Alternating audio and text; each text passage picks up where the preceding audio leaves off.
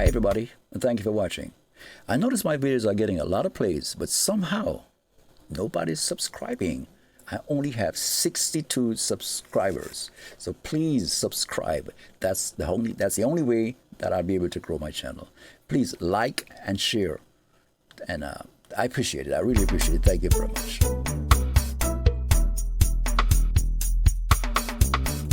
Welcome back to my channel.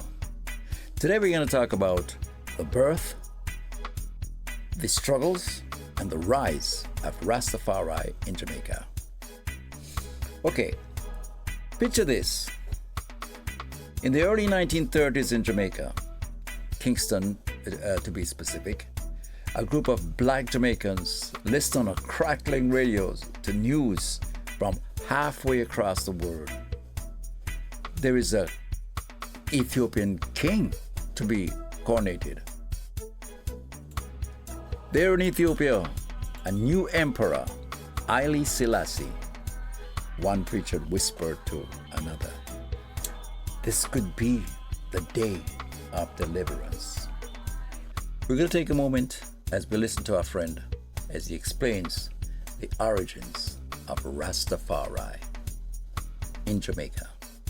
This moment captured the spark of a movement that would change Jamaica's culture and the world's consciousness.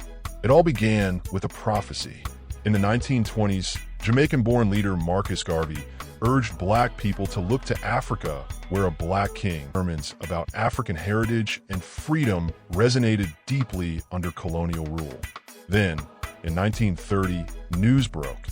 Ethiopia had crowned Rastafari Makoan as Emperor Haile Selassie, a descendant of King Solomon and the Queen of Sheba. To Garvey's followers, this was no accident. They saw Haile Selassie as the king foretold in their scriptures, a living messiah to uplift their people. Marcus Garvey lit the fire of black consciousness in the 1920s. Meanwhile, in the slums of Kingston, a spiritual revival was stirring. Dozens of small congregations sprang up, founded by charismatic preachers like Leonard Howell, Joseph Hibbert, Archibald Dunkley, and Robert Hines. Each preached a similar message. The King of Kings in Ethiopia was the promised one, and black people were children of the Most High. They taught that Jamaica was Babylon, a land of colonial oppression, and that liberation awaited those who embraced this new faith. As one scholar puts it, early Rastafari followers proclaimed Haile Selassie's divinity and saw themselves as exiles in Babylon needing a revolutionary consciousness.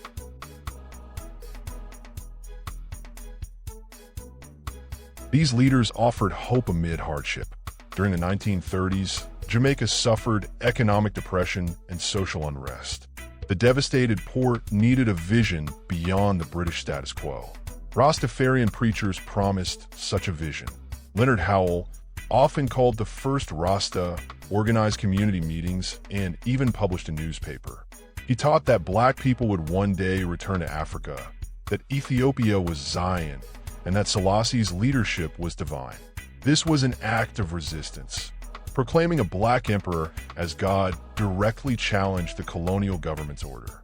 At age 30, Howell witnessed the murder of a woman by her boyfriend. He refused to testify against the accused man, who was represented by Jamaica's first black lawyer, J.A.G. Smith, who was considered the poor man's barrister and champion of the black man in post-emancipation Jamaica. Howell began preaching that Emperor Haile Selassie I of Ethiopia was the black messiah and urged black people to worship him as their god and king. The coronation of Selassie in 1930 saw many world leaders in attendance, and the sons of King George V of England brought gifts and bowed before Selassie during the ceremony. This gave Howell the ammunition he needed, and he was quoted as saying, "The Lion of Judah has broken the chain, and we the black race are finally free. George V is no longer our king. George V sent his son to bow down to our new king, Rastafari." That and other statements led to Howell being charged with sedition. He went on trial on March 13, 1934, and was successfully prosecuted by the same prosecutor, H.M. Radcliffe, whose case he had destroyed by refusing to testify against the man who killed his girlfriend as a boy.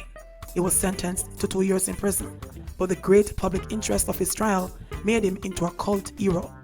After his release from prison, Howell left Trinityville, St. Thomas, and purchased a property at East Queen Street in Kingston. Before relocating to a 500-acre property he bought in Sligoville, St. Catherine, and called it Pinnacle. And so, out of these cultural congregations grew distinctive cultural markers, sacred symbols, and community. By the early 1940s, Howell established a commune in the Jamaican hills called Pinnacle. There, hundreds lived in a self-sufficient community patterned after Africa's tribal villages. Howell's followers subsisted on their own produce and even grew ganja, marijuana, as a cash crop. Importantly, ganja was not just for profit. The Rastas at Pinnacle treated it as a sacrament. Smoking ganja together became a holy ritual believed to deepen spiritual insight. They also adopted what became the movement's signature look, dreadlocks. Starting in the early 1950s, Rastas at Pinnacle and beyond began growing their hair into matted coils. This style had biblical inspiration, the Nazarites, and symbolized a lion's mane, honoring the Lion of Judah, a symbol of Haile Selassie in Africa. In a world where the oppressors demanded conformity, a Rasta with long locks was making a statement, connecting to ancestral Africa and defying Babylon's norms. The 1966 coup de grace. All these seeds of belief set the stage for a dramatic turning point. On April 21st, 1966, the culmination arrived. Emperor Haile Selassie himself landed in Kingston for a state visit. A violent thunderstorm raged as his plane touched down. But legend says the moment the wheels hit the runway, the clouds parted and sunlight broke through. Over 100,000 Jamaicans flooded the tarmac, so many that the official ceremony was abandoned. A rioters' crowd poured in, threatening to overwhelm security. Finally, Ras Mortimer Plano, a respected Rasta leader and mentor to Bob Marley, was called out to calm everyone and escort the emperor. This was an unbelievable moment for Rastafarians. Their spiritual king had come. It forced the world to take notice. Selassie praised the crowd and spoke of the bonds of brotherhood between Ethiopia and Jamaica. At a reception, he even honored Rastafari elders with gold medals. The once marginalized Rastas went from being dismissed by politicians to being treated as dignitaries. As one historian notes, this visit repositioned Rastafari symbols, speech, dress, music, as legitimate bearers of African heritage. From that day, the movement had an undeniable glow of legitimacy. Rastafari's influence goes beyond music. It inspired people worldwide to think differently about identity and spirituality. Its emphasis on mental liberation, freeing oneself from ingrained oppression, echoes movements across the globe. As one scholar observes, reggae has gone to all parts of the world, inspiring people because of the very soul of the music, hardship, oppression, rebellion, and of enslavement.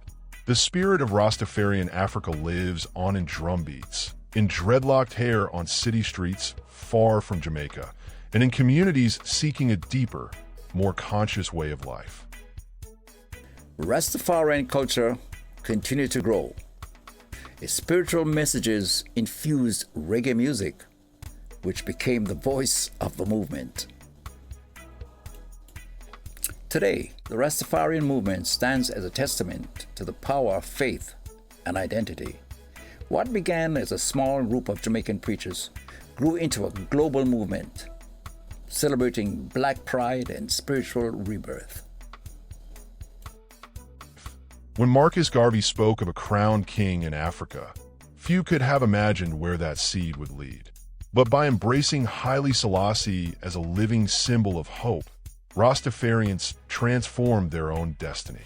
Whether through a ringing reggae anthem, or One Love, or the sight of the Holy Trinity, or the sight of palm-raising praise in prayer, the legacy of Rastafari continues.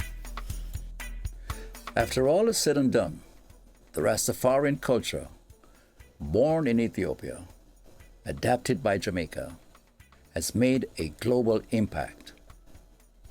But somehow, something has changed. or declare themselves Rasta. But just like the Marcus Garvey situation, a whole heap of them don't really take up no book and study about Haile Selassie. What them do is take up the Bible. The Bible is not a history book of Haile Selassie.